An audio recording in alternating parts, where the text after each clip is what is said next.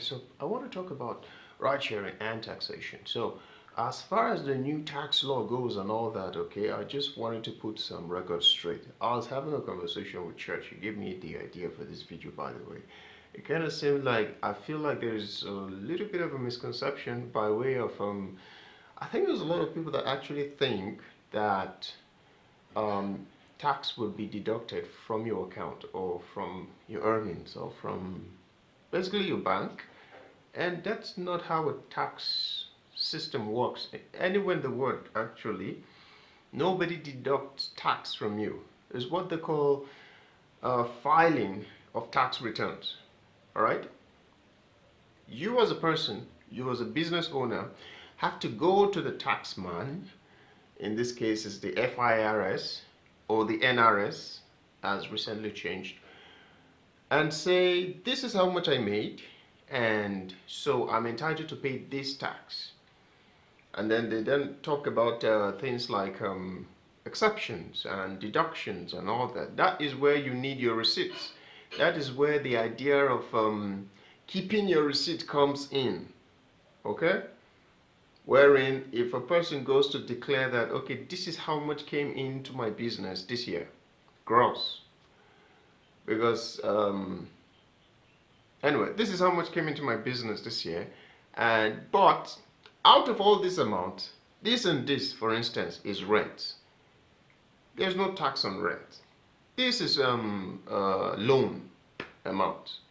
There is no tax on loan amount. So that's where the deduction comes in from. That's where the description that everybody was talking about at one time is that's where it applies. It doesn't apply to your personal bank account.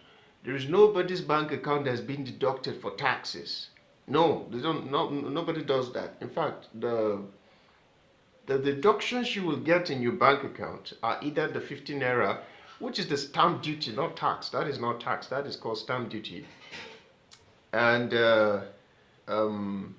well, transfer charge, right? For some banks, especially the non-microfinance banks, the regular commercial banks, will always charge you some 5 naira, 10 naira, 7 naira, 3 naira, whatever the case may be. They will charge you for making a transfer, interbank transfer and all that. So that to the extent that you may be feeling like some deductions will happen in your account, I'm trying to tell you 1000% no. Nobody's going to come into your account and take out something and say it is the tax for the year. You could have 800 million in your account. If you do not go as an individual to the office and say, declare your your income and then pay your taxes, then nobody's going. There is no tax police, right? There is no special forces that just goes around asking you, show me your tax. You, how about you? Nobody does that. All right. Most of the time, this FIRS or NRS officials, especially the implementing or maybe field officials, they will target businesses that they feel like, you seem to be doing all right, but I don't think we have any record of you paying taxes. Mind you, non-paying of taxes, evasion of taxes is actually a very is considered a criminal offense, not civil, criminal. You go to jail for that. It's very, very serious. All right. Now, talking about taxes, if you own a business and you don't pay taxes, you've been evading tax and all that, it only tells on you. Like the disadvantage is actually on you as a business, unless you don't plan on growing, unless you plan on remaining a very, very small scale enterprise for the rest of your mortal days, or your mortal business, oh boy, for the length of time that your business is going to exist. Unless you don't plan on growing. But if you do plan on growing, partnerships, growth, investment and things like that, usually they would ask you a question. Is your business registered? All right. And then can I see the tax return for the past 1 year, for the past 2 years, for the past 5 years? They need to know that you're paying taxes. No business wants to get in bed with you if you are not a taxpayer.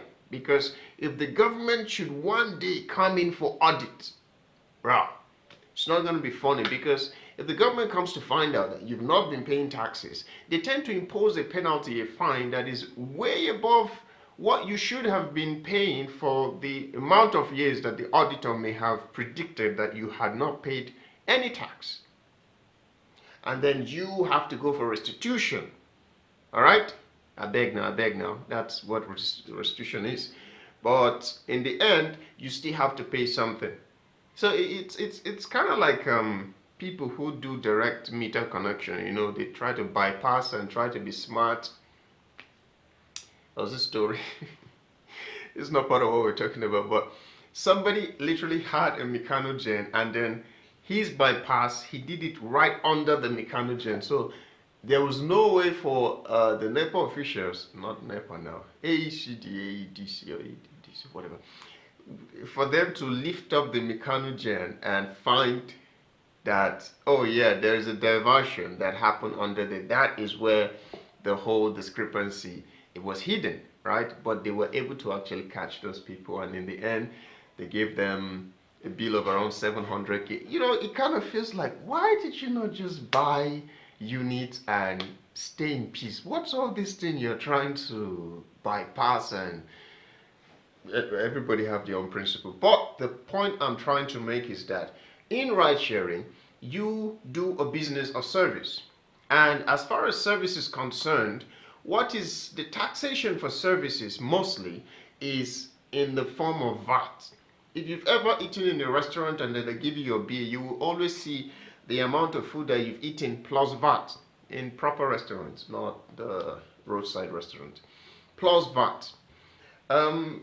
Uber and Bolt is in the business of giving services to people. However, they don't do it directly. You are actually the one that do it. You're not an employee of the Uber or Bolt company. You are an independent contractor, but you are the one that carry out the service. So the VAT is usually deducted from your own income, from your own net profit. I hope that makes sense. So every time you finish your trip, try to go back and look at the breakdown of your trip. You will always most likely find VAT written there somewhere. Some other people say is I think in India they call it GST, goods and service tax. Okay, for people who render service, the VAT is applicable 7.5%, by the way, which is one of the lowest around the African continent anyway. Actually, in the okay, let's not get into that. Burkina Faso doesn't pay tax. I mean, it's possible not to pay tax. My point is, ride sharing, you don't have to worry about this. All right? I'm not saying don't pay tax. Jesus, okay, I think I need to reiterate. I don't definitely okay. Not also going to advise you to definitely go pay tax, but I'm just saying, I'm not saying don't pay tax. But if you don't pay, it's not necessarily like you're not the target. It's what I'm trying to say. Okay? FIRS is not going to come and start looking into Uber guys, and no, they tend to look at big organizations, big companies, people who try to evade taxes and in the most heinous of way, and those are the kind of people they like to make example of, not the petty little people. Understand that it's a law, all right, and ignorance of the law is not an excuse. So, but you only pay what you declare. If you come and say, this is my profit for the year, or this is my income for the year, that's what you pay tax out of. It is only when an auditor from the NRS comes into your company and actually looks at your book and be like, nah, this doesn't make sense. I think you were understating what your income was. See, now that is going to be hard for a ride-sharing person, right? Because they look at it and, well, there are offline trips and things that are not documented. So it's kind of hard to follow the money. Basically, what I'm trying to say is that you are not the target, okay? So rest easy and just go about your business and do your thing. Pay tax, but I mean, I don't know how to say it without sounding evil, but I'm just saying you're not the target, okay? Just go about your business. You're good. You're good.